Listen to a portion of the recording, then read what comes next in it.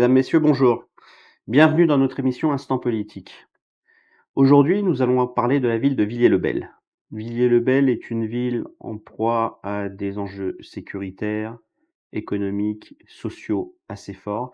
C'est une ville sur laquelle, à ce jour, 3 listes se sont annoncées pour s'affronter.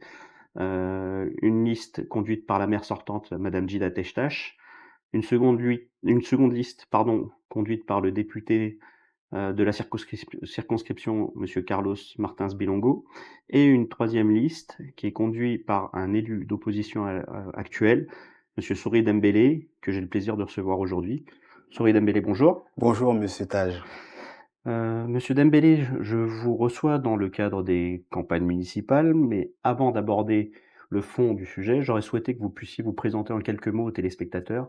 Si vous pouvez nous donner un petit peu votre parcours, et puis comment vous en êtes arrivé à la politique, et ce qui vous ramène aujourd'hui à être candidat aux élections municipales de Villiers-le-Bel. Très bien.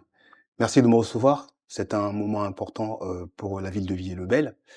Je suis Sori Dombélé, moi j'ai 54 ans, marié. J'ai 2 filles. Euh, Mon engagement aujourd'hui est fait suite à un parcours d'abord associatif, fort sur Villiers-le-Bel. Un parcours, je dirais, citoyen dans cette commune où je suis arrivé à l'âge de 15 ans. Et donc j'ai vu cette ville évoluer. Je suis enseignant de formation, donc je recevais les jeunes de la ville, je les recevais au club de foot, je les recevais aussi heu, au Enseignant à lycée. Villiers-le-Bel? Vous avez démarré à Non, Villiers-le-Bel? au lycée de la Tourelle, à D'accord. l'époque à Sarcelles, aujourd'hui appelé Donc dont Maryse dépend Condé. Villiers-le-Bel alors du coup? Absolument, dont dépend l'affectation des élèves de la commune de Villiers-le-Bel. D'accord. Bon, les choses ont évolué entre-temps, Mmh. parce qu'il y a un travail politique qui a été fait et donc dont j'en suis heureux effectivement pour les jeunes de Villiers-le-Bel. D'accord. Qu'est-ce qui vous a donné envie de vous engager en politique? Comment s'est passé, le parcours vers la politique? Le parcours vers la politique s'est naturellement fait au regard des circonstances, je dirais, du territoire et national. Mmh. D'abord, 2022, 2002 pardon, avec, l'avènement de monsieur Le Pen au 2e tour de la présidentielle. Mmh mh. Ce fut pour moi un choc où, il y avait nécessité absolue de s'engager en politique. Le second acte de cet engagement, ce sont les émeutes. C'est pour moi aussi une Les blessure émeutes de pro 2007, hein, comme pour être absolument, les précis, hein. émeutes de 2007 à Villiers-le-Bel, ce fut pour moi, si vous voulez, une fracture entre, une jeunesse d'un territoire, je dirais pas les politiques. Mais je dirais et les politiques parce que, il y avait de l'incompréhension. Il fallait les écouter et il manquait cette écoute et cet accompagnement. C'est la raison pour laquelle je me suis engagé en politique, pour porter une voix et assumer un engagement auprès de cette jeunesse que je faisais par ailleurs au niveau associatif, que je faisais parce que mon métier d'enseignant, c'est de former, c'est d'accompagner, des jeunes de nos territoires à la citoyenneté. D'accord. Vous êtes, donc actuellement, comme on le disait, conseiller municipal d'opposition. Tout à fait, Vous aviez présenté une liste en 2020. absolument. Je voudrais savoir, en tant que conseiller municipal d'opposition, quelles ont été vos principales actions? Quelles ont été vos victoires? Quels ont été vos combats? Donc si vous pouviez nous les détailler, vous nous les donner? Elles sont nombreuses, monsieur Tage. Vous savez, quand vous décidez de vous engager en politique, c'est avec une conviction, je dirais, sérieuse qu'il faut y aller. Mmh mh. Et cet engagement, je le dois d'abord à cette jeunesse de Villiers-le-Bel qui m'a demandé d'être candidat, Mmh. sachant que j'étais dans la majorité. J'ai décidé de quitter la majorité Oui, pour d'ailleurs, ça s'est passé comment? Comment vous avez quitté la majorité? Comment vous êtes retrouvé, de la majorité à l'opposition? très simplement. Vous savez, nous sommes élus pour la population, donc il faut écouter. Et quand cette jeunesse, elle s'adresse à moi parce qu'ils m'ont identifié comme un interlocuteur privilégié et en capacité de les comprendre sans les juger. Mmh mh. Écouter sans juger, c'est important. Eh bien, en tant qu'élu de la majorité alors, avec monsieur Jean-Louis Marsac, à qui j'ai rendu compte de cette approche politique, de cette approche, de la jeunesse qu'il fallait entendre, eh beh, je n'ai pas eu, si vous voulez, le retour que j'aurais souhaité obtenir à ce moment précis. C'est-à-dire, c'était à quelle période ça? On était, environ en 2017, 2017? D'accord. 2017 et donc j'ai pris mes responsabilités, sans jamais trahir qui que ce soit. Donc c'était pas à dessein d'arriver en 2020 ça? C'est à cette époque, c'était pas ça que vous aviez derrière la tête? Absolument pas. D'accord. Je Donc me c'est suis engagé avec monsieur Marsac sur un projet politique. d'accord. Et ce projet politique, il prend la globalité des enjeux. Les enjeux, c'est une population, c'est une jeunesse. Il faut savoir qu'à Villiers-le-Bel, il y a 60 de la population qui a moins de 40 ans. J'ai parlé des émeutes. parler de fracture. Et donc il m'a semblé important, en tant qu'élu, de Villiers-le-Bel, de pouvoir entendre les attentes de cette population, de cette jeunesse, ce que j'ai fait. D'abord dans un accompagnement, associatif, Donc du coup, à cette époque, vous siégez au conseil municipal, mais absolument, vous étiez élu de la de majorité. majorité, mais vous étiez en opposition avec la majorité, alors si je comprends bien? Alors, c'est plus subtil que ça, monsieur Taj. Mmh Vous savez, une majorité politique, il y a des tendances dans cette mh. Mmh. majorité. Et moi, ma tendance politique, elle est très simple. Écouter les jeunes, écouter les quartiers, porter une voix, puisque j'étais adjoint à l'éducation. Ça a du sens. Je suis enseignant, adjoint à l'éducation, engagé dans le milieu associatif et donc sur le sport. Je parle aux jeunes. Les jeunes me parlent. Et il me fallait entendre leurs demandes, leurs sollicitations. Pas contre la majorité, Mmh. pour que ce soit une force pour la majorité. Le non-retour a été de dire, OK, très bien, faisons un pas de côté, accompagnons cette jeunesse pour qu'elle se sente respectée, pour qu'elle soit davantage écoutée. Et de ce point de vue, pour revenir à votre question initiale, oui, aujourd'hui, les combats qui ont été menés depuis 2020, c'est qu'il y a une jeunesse aujourd'hui qui est davantage considérée dans son engagement public, puisque un de mes objectifs non avoués, c'était de dire, venez faire de la politique, on va vous accompagner, on Mmh. va vous accueillir pour que vous puissiez prendre des responsabilités politiques sur votre territoire. D'accord, Faites-le, engagez-vous, c'est nécessaire. Et donc, de ce point de vue, c'est une victoire. d'accord, et vous pensez qu'un élu municipal peut peser suffisamment et peut suffisamment, en tant qu'élu municipal, heu, influencer les décisions d'une équipe majoritaire qui est en place et qui prend des décisions qui a toutes les Je dois vous avouer que être élu de la minorité municipale, ce n'est pas simple. Il faut travailler. Il faut travailler parce que vous n'avez pas l'accompagnement des services. Il faut analyser les dossiers, je dirais, du conseil municipal. Il faut être sur le terrain, à proximité des habitants, mmh des associations, des partenaires, je dirais, locaux. Et comment est-ce qu'on fait pour influencer une tendance politique, même si on ne vous le reconnaît pas? Je pense qu'il faut avoir cette capacité politique à écrire, à exprimer des idées, à interpeller les autorités, comme nous l'avons fait à chaque fois que c'était nécessaire, c'est-à-dire écrire au président de la communauté d'agglomération pour dénoncer, par exemple, la réduction, je dirais, du nombre de passages des ordures ménagères. Je pense que c'était en 2021-2022. On est passé de 2 ramassages des ordures ménagères à un ramassage, sans communiquer, sans information préalable. En revanche, la taxe d'enlèvement des ordures ménagères, elle n'a pas été divisée par 2. Le rôle d'un élu d'opposition, c'est d'interpeller les autorités, comme je me suis positionné très clairement sur l'enjeu de l'avenir de l'Adélaïde Haute-Vade. mh. Que va devenir cette friche? C'est un ancien hôpital, hein, c'est l'ancien hôpital de Villiers-le-Bel, c'est ça? Absolument. Qui Eh qui bien, est qui est qui est qui est en en friche aujourd'hui? qui est en friche aujourd'hui. En tant qu'opposant à la majorité, j'ai demandé et j'ai proposé au préfet, Mmh. par courrier, toujours en attente de réponse, la volonté de la minorité municipale que je représente, que ce site puisse accueillir la cité internationale qui a été proposée Le à triangle, Gonesse.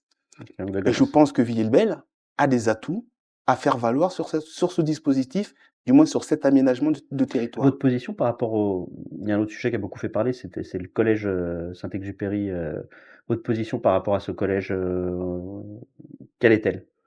Je connais bien le dossier, Mmh mh. puisque j'étais dans la majorité et que j'ai conduit, sous, la présidence de monsieur Marsac, ce dossier. Ce fut aussi un des points de divergence. Je suis pour le 4e collège à Villiers-le-Bel, mais la démarche initiale qui a été portée en 2015-2016, lorsque j'étais dans la majorité, c'était de dire: «Nous avons besoin d'un 4e collège, non pas au regard des effectifs, mais au regard des résultats scolaires». Faire en sorte de désenclaver le collège Saint-Exupéry, désenclaver le collège Léon Blum, désenclaver le collège Martin Luther King, pour permettre d'avoir des effectifs dans un collège plus réduit, avec des effectifs plus faibles, pour que la qualité de l'apprentissage soit à la hauteur des enjeux du territoire.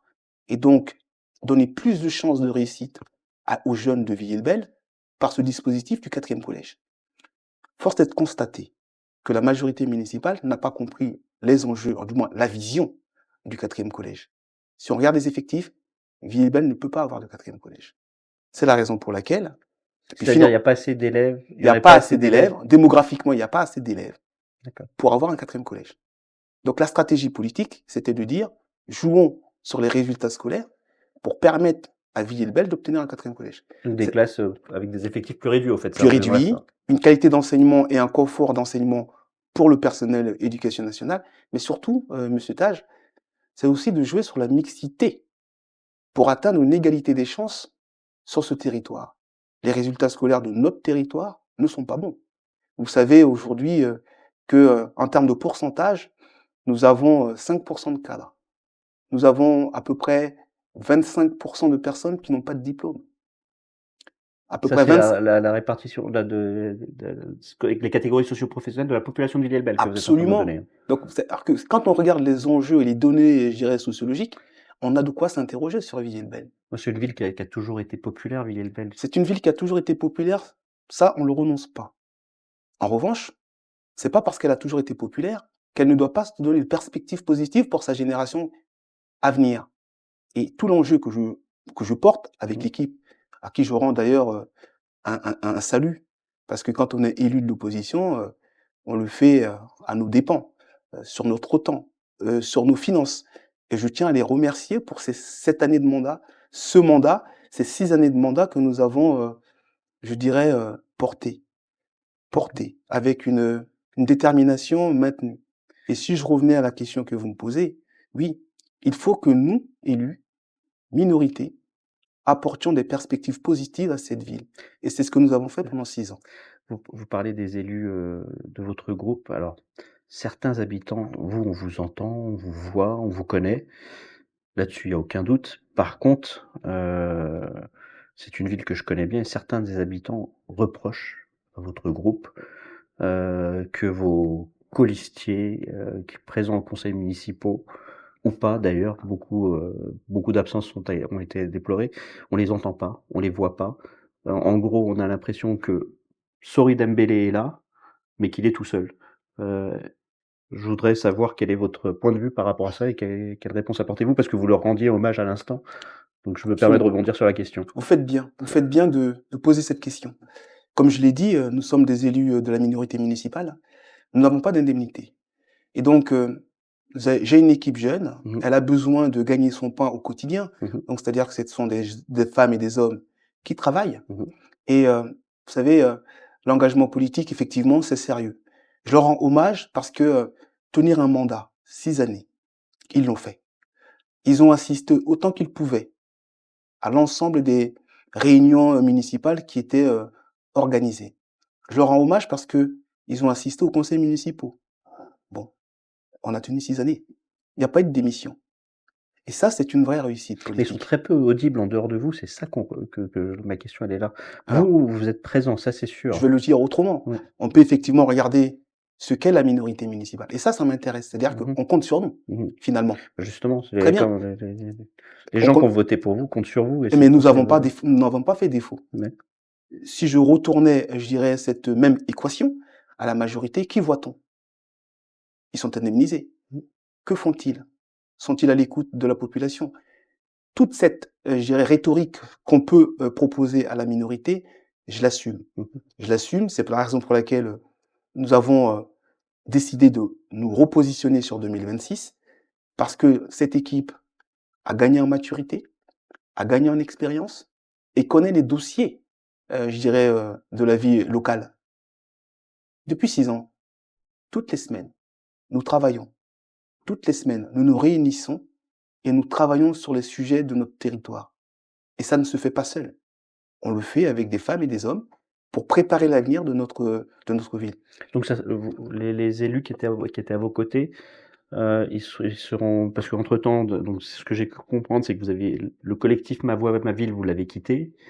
Si vous pouvez nous expliquer ça et je voudrais savoir si les élus que vous aviez avec vous continuent avec vous sur votre «nouvelle liste» entre guillemets. Absolument. Une question qui est absolument nécessaire, monsieur Tage. Clarifier, je dirais, la vision politique et les données politiques sur le territoire. Oui, 2020, il avait nécessité pour nous de créer un collectif qu'on avait appelé Ma Voix Ma Ville, Mmh mh. Ensemble pour Villers-le-Bel. Mmh. Après les élections municipales de, on va dire, juin 2020, j'ai décidé de quitter le dispositif, l'organisation Ma Voix Ma Ville. Pourquoi? Parce que aujourd'hui, en tant que leader politique de l'opposition, il nous fallait, je dirais, une visibilité politique assumée. Et pour cela, j'ai fait un pas de côté, quitter Ma Voix Ma Ville, pour aller vers un parti qui représente aujourd'hui beaucoup plus les valeurs auxquelles je défends, c'est-à-dire le Parti radical de gauche, qui est un mouvement de centre-gauche, qui correspond davantage aux valeurs que je porte. Donc c'est l'étiquette que vous aurez pendant les Absolument, d'accord. absolument. Ouais, Je suis aujourd'hui positionné vous au aurez centre. d'autres étiquettes en dehors du radical de gauche ou vous serez plus radical de Ben, gauche? il va y avoir le collectif Ma Voix Ma Ville, puisque les 6 élus restants sont toujours dans le dispositif Ma Voix Ma Ville. Mmh. Donc c'est un collectif de citoyens Mmh. qui D'accord. Et repart pour pas d'autres 2026. partis politiques, quoi, c'était ma question. Nous avons discuté. Il y a des discussions en cours avec d'autres étiquettes politiques. D'accord. Nous verrons bien comment ça va se conclure, mais rien n'est fermé. Je voudrais savoir, qu'est-ce qui vous permet de dire qu'aujourd'hui vous êtes plus à même de diriger la ville que Bien lors du sûr. scrutin précédent? Et aussi, je voudrais que vous nous présentiez dans les grandes lignes votre projet politique. Très bien. Monsieur Taj, comme je vous l'ai dit, j'ai un parcours professionnel, un parcours, je dirais, d'engagement public. Et ce parcours m'a amené à être adjoint à l'éducation. C'est une responsabilité importante. Donc j'ai appris à connaître la majorité et le fonctionnement de la collectivité, Mmh. donc de l'administration française. Ça, c'est un premier sujet. Le deuxième sujet, c'est d'avoir été leader de l'opposition pendant un mandat. Mmh. Et quand vous êtes le responsable de la minorité municipale, il vous faut travailler davantage. Et vous constatez deux sujets. La proximité avec les habitants, parce que Mmh. on parlait tout à l'heure d'écoute. Mmh. Le deuxième sujet, c'est que tellement vous travaillez plus que la majorité, vous êtes sur le budget, vous êtes sur l'urbanisme, Et concrètement, vous êtes sur la sécurité. ça veut dire Et quoi? donc, forcément, qu'est-ce que vous faites? Le fait de discuter avec les habitants, vous priorisez, je dirais, leurs préoccupations. Mmh. Aujourd'hui, la situation, je dirais, de Villiers-le-Bel, j'ai parlé tout à l'heure des données sociologiques, on peut aussi parler de la sécurité. Mmh. C'est une ville aujourd'hui où les faits, je dirais, divers sont répétés. Ça, on est d'accord, monsieur Dembélé, mais concrètement, s'il vous plaît, Je juste quelques exemples pour avoir Il faut que vous je savez, mette un des compte. épisodes Je comprends. dramatiques. Ça, on est d'accord Pour qu'il y a des que problèmes sécuritaires, économiques, sociétaux. Pas de problème. Villiers-le-Bel, là-dessus, je pense qu'on est tous 2 convaincus qu'il y a Vous et beaucoup de moi, soucis. vous et Voilà. moi, monsieur Taj, avons Exactement. connaissance de ce Et qu'est-ce territoire. que vous proposez Mais je pense exactement? aujourd'hui que les auditrices et les auditeurs qui nous regardent Mmh mh. n'ont pas nécessairement ces données-là. Donc, Mmh. je veux mettre un contexte Mmh. pour qu'ils comprennent que cette ville a été gouvernée, je dis bien ça a été gouverné, depuis 1945 par la même tendance politique. Mmh. Donc, on doit y mettre fin. Mais comment? Il y a un constat qu'il faut poser. Nous l'avons posé avec sérieux et compétence. Je vous l'ai dit, on s'est réunis pendant 6 ans, toutes les semaines, avec mes élus de la minorité. Et nous avons fait un diagnostic. Nous avons écouté. Et ce que nous avons recensé, c'est d'abord une remontée de terrain. C'est celle des habitants et des habitantes. De quoi s'agit-il? D'abord la sécurité. Vous l'avez dit, qu'allons-nous faire? Nous avons aujourd'hui fait un constat. En 2014, il y avait 2 policiers municipaux. Mmh. En 2025, bon, en 2026, nous sommes aujourd'hui à 6 policiers municipaux. Donc vous augmentez le Avec nombre de policiers municipaux? absolument, il Et faut vous de la croyez que ça visibilité. suffit à Non, régler les problèmes de je vais vous sécurité? le dire. Tellement nous avons bien travaillé, monsieur Mmh. Taj, qu'il nous faut dire les choses avec beaucoup de Parce cohérence. qu'on a l'impression que c'est la baguette magique. Moi, à chaque Non, fois que pas je du reçois tout. quelqu'un, Pas du tout. à chaque fois l'augmentation des effectifs, ça a l'air d'être la baguette magique. Donc c'est pour ça Pas que je du me tout. permets de vous poser la question parce Mais que je vais vous répondre, monsieur Taj. mmh. Juste, il faut comprendre que la sécurité, c'est pour le cadre de vie. La sécurité, c'est pas simplement la sécurité répressive. Il nous faut de la prévention. Il nous faut de la médiation. Il nous faut de la proximité. Il nous faut, pour faire réduire, je dirais les délits, Mmh. pour rester simple, un accord cadre avec la police nationale. Tous ces éléments que je vous cite Mmh. là, préalablement, ont été pensés. Des dispositifs existent. En revanche, Mmh. en revanche, si nous parlons de médiation, c'est-à-dire qu'il y a un recrutement qui serait localisé sur le territoire, pas un recrutement de grands frères, mais un recrutement qui permettrait d'avoir de la proximité avec la population, jeune et moins jeune, Mmh.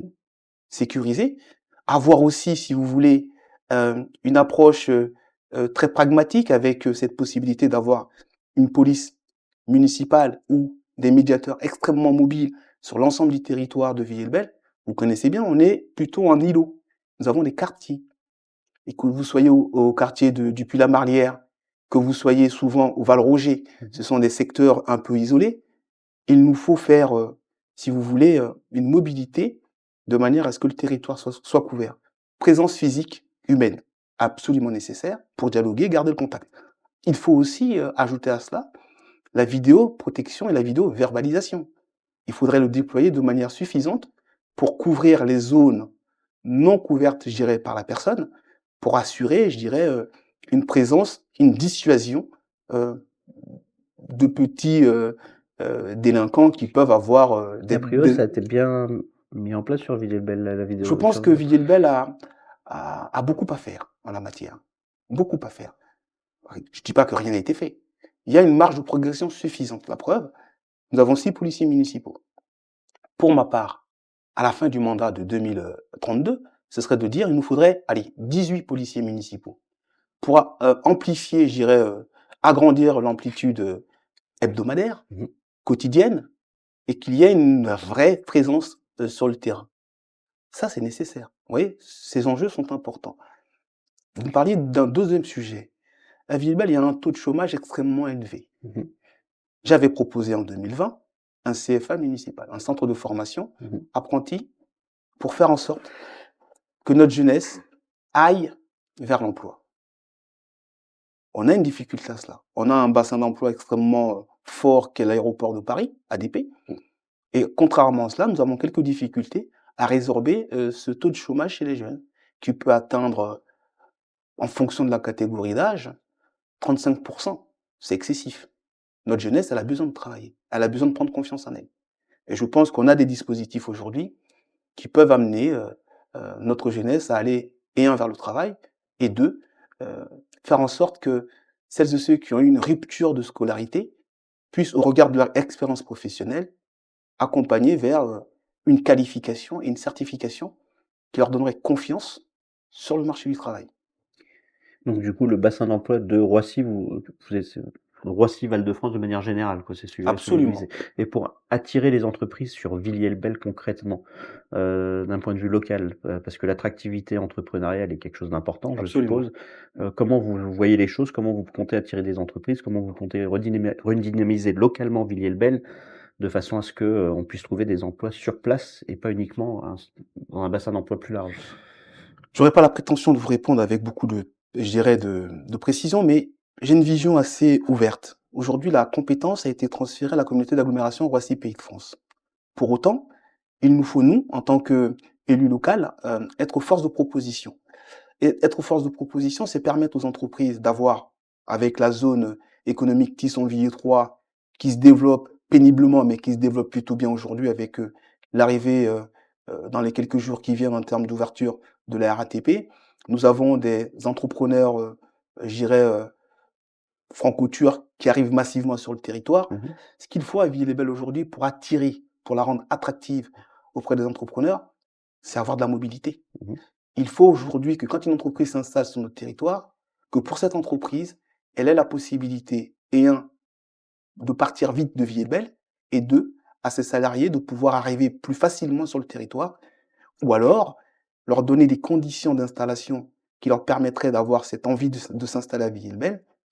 Pour les salariés de ces entreprises, d'être à proximité pour avoir des trajets plus courts, et donc mettre des conditions, je dirais, logistiques, des conditions de mobilité et des conditions, je dirais, pour les salariés de ces entreprises, ou alors recruter local pour qu'ils puissent, avoir un développement, plus fort. D'accord. J'oublie pas qu'on est à proximité de Roissy, j'oublie pas qu'on est à proximité des grands axes, D'accord. et Mais ça, tout c'est des dispositifs qui existent déjà? C'est-à-dire, quel absolument, serait mais vous le plus, quoi, par rapport à ces la plus-value, la plus-value, parce que c'est les zones franches, Villiers-le-Bel y est déjà, quoi. mais Et on y est, mais on se rend compte que c'est pas pour ça que les entreprises sont plus attirées. Je pense qu'il y a des questions de sécurité, comme vous disiez, de transport et cetera, certes, hem, mais je pense que la fiscalité, pour les entreprises n'est pas le seul facteur, je vous heu l'accorde, monsieur Tage, mais pourquoi une entreprise va venir chez vous et pas ailleurs? Parce que peut-être que vous allez mettre des services publics qui vont permettre aux salariés de cette entreprise d'avoir des conditions, d'accueil. C'est peut-être la crèche, mmh, c'est la mobilité, c'est le temps de trajet que vous allez avoir, c'est la capacité d'offrir une offre de logement plus importante à ses salariés de manière à ce que les salariés de cette entreprise soient efficaces. Quand vous faites 1 heure et demie de trajet pour venir sur votre lieu de travail et que vous arrivez un peu fatigué, vous êtes peut-être pas productif. Donc il nous faut avoir un ensemble je dirais de conditions favorables aux entreprises. Et puis un dernier élément, pour rendre une ville attractive, il faut savoir la vendre. Mais pour la vendre, il faut savoir communiquer. Donc Roissy, Pays de France, a la compétence. Nous avons notre travail, je dirais de propagande, si je peux parler ainsi, de communication, je dirais positive, pour que Villiers-le-Bel soit une terre attractive, une terre d'accueil pour ces entreprises et offrir du travail à notre population. D'autres aspects programmatiques, l'éducation, la jeunesse, parce qu'on a évoqué l'économique, Bien on a sûr, évoqué le sociétal, mais l'éducation, la jeunesse, le logement, le si vous pouvez nous logement, dire quelques mots, l'associatif aussi, si vous pouvez nous l'associatif. dire quelques mots là-dessus. Alors, vous savez, monsieur Tage, nous, on a fait 3 priorités. 3 priorités. On a parlé du cadre de vie, sécurité, propreté. Une ville, elle doit être propre pour que les gens puissent s'y sentir bien. Vous estimez que c'est pas le cas aujourd'hui? Ben, absolument pas. Je voudrais pas employer de mots, d'expressions familières, mais c'est Mmh. une ville qui est, de mon point de vue, qui c'est d'élite. Heu, Promenez-vous dans Villiers-le-Bel. C'est une ville, excusez-moi de l'expression, qui est dégueulasse. Mmh. C'est aussi pour ça que je suis candidat. Et c'est uniquement lié à la municipalité, vous Non, pensez? la municipalité, elle a fait il y a aussi une question de civisme. Il y a une question d'éducation. Parce que je vais vous dire, c'est Donc, une ville où on sait que, vous le savez, nombre on de a logements sociaux est très important et que, c'est ça. sans vouloir stigmatiser quoi que ce soit, hein, mais on peut entendre ici ou là, que, la ville peut mettre en place des moyens et que forcément aussi derrière si les mesures ne sont pas appliquées ou que la population n'est pas réceptive aux mesures et que les citoyens, bah, jettent les papiers, les déchets, les laissent traîner et cetera, forcément ça crée des problématiques, heu, On est aussi. on est tombé dans un cercle qui n'est pas, vertueux. C'est-à-dire que vous avez évoqué le logement social. Et Villiers-le-Bel est une terre, d'accueil. Aujourd'hui, on a un taux de logements sociaux à 56%. Mmh. Et nous avons, je dirais un patrimoine, heu social extrêmement important avec les différents bailleurs. Quand vous cumulez les difficultés sociales sur un même territoire, la conséquence, c'est que vous créez un déséquilibre. Un déséquilibre fiscal, un déséquilibre, je dirais, au niveau des données sociaux. Et vous avez raison de mettre le doigt là-dessus. Je pense aujourd'hui que le rôle, un des points divergents que j'ai avec, la majorité, c'est qu'il faut mettre fin à la construction de logements sociaux. Vous vous Il faut opposez à penser chaque fois, à chaque, c'est-à-dire qu'aujour chaque tranche éventuellement de logement social ou de développement? il Parce y en a que assez. c'est intéressant ce point-là parce que c'est l'une des plus premières demandes sur la ville des citoyens, des habitants de Villiers-le-Bel, c'est d'obtenir des logements sociaux et vous, vous nous dites que vous vous opposez au logement social. Je m'oppose pas au logement social. C'est pas ce que je dis. Je dis pas que je suis contre le logement social. Je dis que pour l'instant, à Villiers-le-Bel, on a donné notre part de contribution.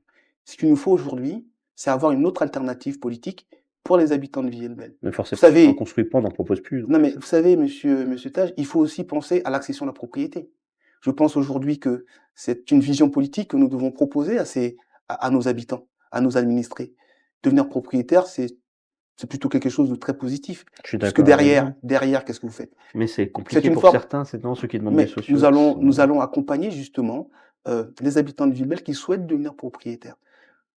sous Monsieur quelle forme Marsac, alors du coup vous verriez les choses, je vais vous dire, monsieur Marsac a essayé en son temps, mais il s'est heurté à une difficulté, c'est, vendre. Les gens n'étaient pas intéressés par Villebel parce que, ils estiment que c'est cher, qu'il y a pas le service public qui va avec.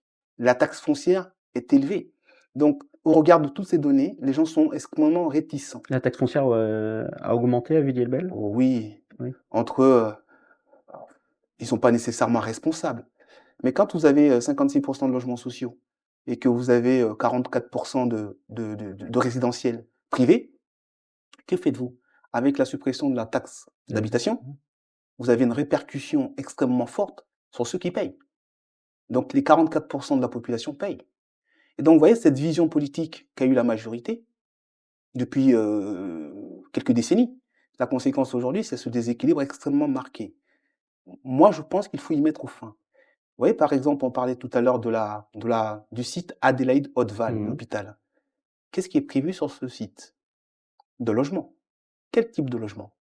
de logements entre guillemets «intermédiaires», ce sont des logements sociaux, 370 logements. Qu'allons-nous faire de ces logements?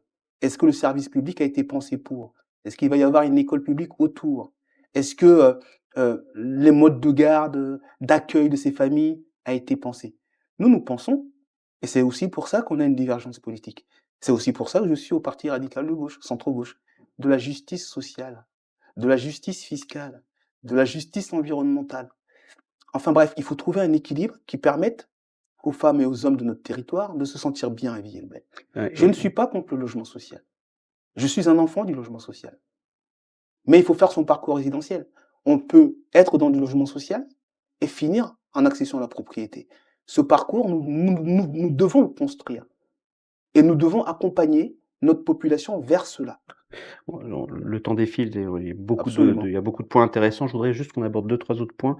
L'aspect Dites-moi. éducation jeunesse, du programme, et l'aspect associatif, s'il vous plaît, en 2-3 mots En parce deux, que trois mots. le temps défile. Très bien. L'éducation a toujours été une priorité puisque moi-même je suis du système éducatif. Je pense que la France a quelque chose de magnifique, c'est l'école. L'école de la République, c'est autrefois, pour nous, ça l'est toujours, c'est l'ascenseur. C'est l'ascenseur social. Il y a le travail, bien évidemment, mais tout le monde n'est pas fait pour l'école. Mais nous devons pouvoir proposer un parcours éducatif à l'ensemble des habitants du territoire et notamment aux familles. Dites-vous que quand vous venez à Villers-le-Bel, vous allez avoir un mode de garde de la petite enfance jusqu'aux études supérieures. Aujourd'hui, il y a ce dispositif, mais interrompu. Nous devons avoir, si vous voulez, une vision beaucoup plus large. Accompagner les enfants et les familles avec, comme je vous l'ai dit tout à l'heure, nous allons nous battre pour avoir de l'équité, pas d'égalité, de l'équité. Et concrètement, Peut-être c'est mettre quoi, un peu monsieur plus Dembélé? Concrètement, c'est quoi alors sur la compétence de la ville. Nous sommes à l'école. Nous sommes sur le scolaire et le périscolaire. C'est peut-être questionner, je dirais, le rythme de l'enfant. Peut-être avec les associations. Vous savez, j'ai participé en mon temps à l'ajustement des temps d'activité périscolaire. Permettre à nos enfants de découvrir la culture, le sport, le social, au travers des associations. Mais sur le temps ville, sur le temps périscolaire, c'est-à-dire avant l'école, donc ça c'est le pré, D'accord. et après l'école, pour permettre aux familles d'avoir accès à des activités sportives, culturelles, de loisirs, en lien avec les associations. D'accord. Ça, c'est une réflexion qu'on porte. Donc il faut questionner la ville, il faut questionner, je dirais, les familles, les écoles, comme on l'a fait quand c'était les temps d'activité périscolaire. Ça, c'est un enjeu important. Apporter un soutien extrêmement fort à la vie associative. Vous savez que le budget de la ville de Villers-le-Bel sur son fonctionnement, on a 53 millions d'euros, environ. Combien est attribué à la vie, je dirais, associative dans sa globalité? Environ 2 300 000 euros. Ça représente quoi? Même pas 1% du budget.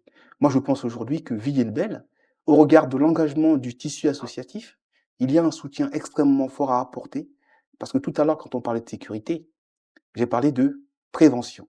Et je pense que le milieu associatif a toute sa place à prendre dans cet accompagnement préventif pour occuper les jeunes, enrichir les jeunes et créer du lien social. Donc vous augmentez le budget aux associations? Absolument. De combien? J'aimerais bien le doubler. Vous Les passez aux alentours de associations, 5 millions alors, c'est ça? c'est-à-dire, on est aujourd'hui à 2 300 000. Si nous arrivons dans un premier temps et de manière progressive à aller à 3 millions dès la première année pour permettre aux structures, aux associations qui en ont réellement besoin, parce qu'il y a des associations qui sont actives. Le CCAS bénéficie d'environ 1 200 000. Quand vous enlevez le CCAS de la part de l'association, il reste pas beaucoup. Après, Villers-le-Bel est une ville qui quand même, est une ville pauvre d'Île-de-France et de France de manière générale. Absolument. C'est vrai qu'augmenter le budget, certes, mais vous allez le chercher où alors? Vous allez C'est chercher où ces sommes? Pour moi, c'est très facile, monsieur Taj. Je pense que le politique que nous sommes, nous avons des décisions politiques à prendre. Nous avons une décision budgétaire à prendre, une orientation budgétaire. Il s'agit pour nous de faire des choix. Mmh. J'ai parlé de sécurité, j'ai parlé de propreté, Mmh. je parle de vie associative aujourd'hui.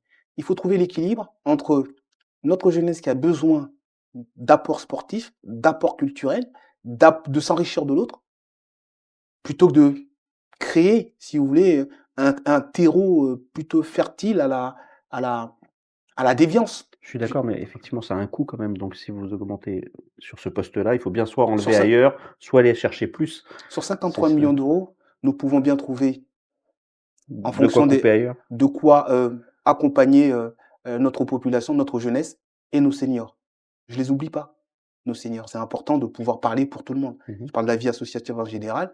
Il y a besoin pour notre population d'être, je dirais, il faut trouver cet équilibre, ce bien-être pour Villers-le-Bel. Je voudrais qu'on parle, du député de la circonscription qui était sur votre liste en 2020, monsieur Carlos Martins Bilongo, Tout à qui fait. était sur la liste Ma voix, ma ville. Mmh. Aujourd'hui, il est député.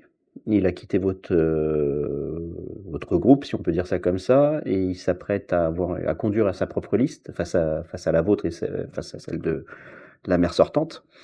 Comment expliquez-vous cette séparation et comment voyez-vous cette candidature? Comment vous la vivez? Très bien, très bien. Je suis plutôt satisfait de cette orientation. Monsieur Bilongo est député de la circonscription. Monsieur Bilongo a fait son parcours politique. Il a effectivement été colistier en 2020 avec nous. À la fin des élections municipales, nos chemins se sont séparés. Se sont séparés parce que nous avions deux visions politiques du territoire, deux projets pour la ville de Villers-le-Bel, et puis surtout deux attitudes politiques. La politique, c'est un enjeu extrêmement euh, difficile. Vous pensez qu'il est opportuniste? J'aurais pas de mots pour qualifier Monsieur Bilongo. Je me garderai bien de cela. En revanche, ce que je souhaite pour Villers-le-Bel, Mais est-ce que vous vivez ça comme une trahison ou pas? absolument pas. Absolument pas. Je suis même plutôt satisfait de son parcours politique parce que pour nous, c'est l'émergence des jeunes du territoire. Après, à chacun d'entre nous de pouvoir exprimer son mandat avec qualité et respect des habitants de Villers-le-Bel ou de la circonscription. Il y a un enjeu qui est différent. Mais Un instant. Monsieur Bilongo est député de la circonscription. Donc, ce sont des enjeux nationaux. Moi, aujourd'hui, je suis candidat à la municipalité de Villers-le-Bel. Mmh. Je suis dans un projet de proximité, dans un projet de local pour les habitants de Villers-le-Bel. Il faut choisir. Il a été candidat à la députation pour représenter la circonscription. Est-il candidat aussi pour le local? C'est qu'il y a peut-être quelque chose à clarifier avec les habitants de la circonscription ou de Villers-le-Bel. On ne peut pas faire l'un et l'autre. Il faut choisir. Et moi, mon choix a toujours été celui-là, être dans la proximité. Et donc, nous avons vraiment deux projets, deux visions du territoire. Deux projets différents? Absolument, absolument. OK. Donc, face à vous, il y a deux listes. Pourquoi un électeur au jour d'aujourd'hui qui ne vous connaît pas ou qui vous connaît de loin devrait vous choisir vous plutôt qu'une des deux autres? D'abord, c'est une question qui est absolument nécessaire, mais nous avons quelques qualités. Ces qualités, c'est d'abord notre sérieux. Le projet politique, je viens de vous le dire, c'est sérieux. On a une cohérence politique. Depuis 2014, je l'ai dit, j'ai été adjoint, je connais la majorité dans la majorité. Aujourd'hui, je suis dans la minorité. Nous avons travaillé pendant 6 ans, sans relâche. Ça, c'est le premier, sérieux. Le deuxième, c'est de la proximité, de l'écoute envers les habitants et du respect. Et le troisième, c'est de la compétence. Aujourd'hui, Villers-le-Bel a besoin de quoi? De sérieux, de compétences et bien évidemment, de l'écoute. Parce que quand on agrège tout cela, on peut nous reprocher beaucoup de choses, vous l'avez dit tout à l'heure. Les habitants de Villers-le-Bel ont identifié qui était le leader de l'opposition. J'ai été leader de l'opposition. En 2020, nous avons fait 41% des voix sur une première candidature. Aujourd'hui, il s'agit pour nous de transformer l'essai avec un projet crédible, finançable et qui réponde aux attentes des habitants de Villers-le-Bel. Les remontées que nous avons, ce sont celles des habitants. Ce n'est pas Cerise d'Embellé qui a sorti ce projet. Nous avons écouté les habitants et je pense que ce qui fera la différence, c'est notre sérieux. J'ai une liste aujourd'hui dynamique. J'ai une liste de femmes et d'hommes, la réussite du territoire. Il faut valoriser cela. J'ai des femmes et des hommes de qualité qui travaillent pour les autres. Je pense que c'est aussi important. Et enfin, nous avons cette compétence aujourd'hui parce que nous avons 6 années d'expérience dans la minorité. Nous connaissons les enjeux et nous avons travaillé pendant 6 ans. Ça, c'est factuel. On est un média qui est destiné aux diasporas. Oui. Et je souhaiterais avoir votre regard là-dessus. Les diasporas se plaignent souvent de n'exister qu'au moment des campagnes, de n'être prises en compte qu'à ce moment-là, de n'être visible qu'à ce moment-là et entendu qu'à ce moment-là. Et souvent, on leur fait des promesses et puis après, on les oublie. et rebelote, d'une élection à l'autre. Qu'est-ce que vous auriez à nous dire déjà sur Villers-Bel d'un point de vue, des diasporas? Comment vous les considérez? Et quel sera votre rôle par rapport à elles et comment, vous comptez, les rendre, visibles ou vivantes, sur Villiers-le-Bel si vous êtes élu? Très bien. Mais la diaspora, c'est Villers-le-Bel, c'est une communauté. Villers-le-Bel, ce sont ce sont les habitants. Vous savez, monsieur Tage, en 2020, je n'ai été reçu par aucune association. Aucune association. Depuis, le chemin s'est fait parce que j'ai travaillé. Je vais à la rencontre des habitants de Villers-le-Bel. Et cette diaspora, c'est la diversité de notre territoire. Elle est riche de sa diversité, de sa pluralité. Elle est belle. Et moi, je pense qu'il ne faut pas stigmatiser les gens. Nous sommes Villers-le-Bel, nous sommes des Françaises et des Français, nous sommes aussi des étrangers pour beaucoup. Et je pense que la diaspora, elle a son organisation. Elle peut discuter avec les élus que nous sommes. Nous allons discuter avec elle. Mais nous discutons avant tout avec des personnes qui habitent à Villers-le-Bel, qui ont des enjeux qui leur sont propres. Nous les entendons, nous les écoutons et nous les conseillons. Notre objectif, c'est vraiment de travailler avec tout le monde. Et je voudrais mettre le doigt sur quelque chose. Autrefois, on parlait de vivre ensemble. Qu'est devenu le vivre ensemble à Villers-le-Bel ou ailleurs, mais plus à Villers-le-Bel? Aujourd'hui, vous avez parlé de diaspora, elles s'organisent entre elles.